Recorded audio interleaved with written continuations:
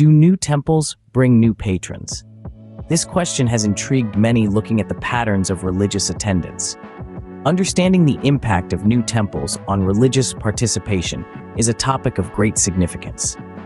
It's not just about the physical buildings, it's about the communities that form and thrive within them. The question we're exploring today goes beyond mere numbers.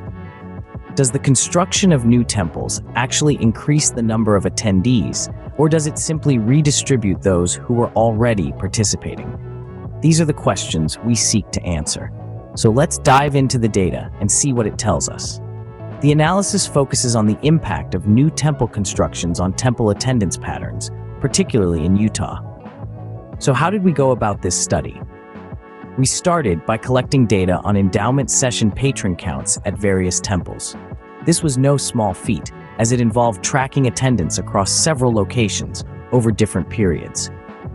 As we began to sift through this wealth of information, certain trends began to surface. One particularly interesting observation was the increase in attendance at one temple when a nearby temple closes. It's akin to a ripple effect. When a stone is thrown into a pond, the ripples spread out, affecting the surface far beyond the point of impact. Similarly, when a temple closes, worshippers don't stop attending, they simply move to the next closest location. To better understand these patterns, we turn to regression models. These are statistical tools that help us estimate the number of patrons who attend one temple when their primary temple is closed. It's like a puzzle, piecing together different variables to form a coherent picture. Through this process, we discovered that the closure of a primary temple has a significant effect on attendance patterns at neighboring temples. This is a testament to the resilience and adaptability of the community. When one door closes, another opens. This data analysis reveals a significant effect on attendance patterns. But what does this mean for our initial question? The study's findings highlight the complex interplay between temple locations and closures on patron distribution. The construction of new temples, it seems, doesn't necessarily lead to an increase in overall attendance. Rather, it significantly influences where patrons choose to attend.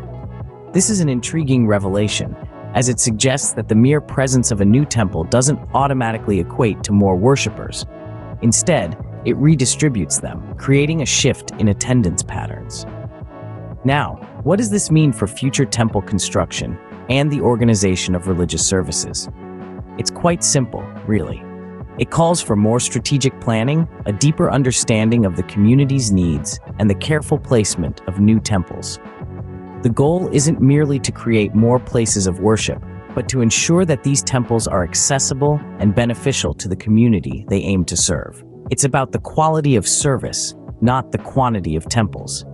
This study underscores the importance of considering both the location of new temples and the potential effects on existing temples in planning for the future. It's not just about building more temples, but building them where they can best serve the community. Yes, I'm a Mormon.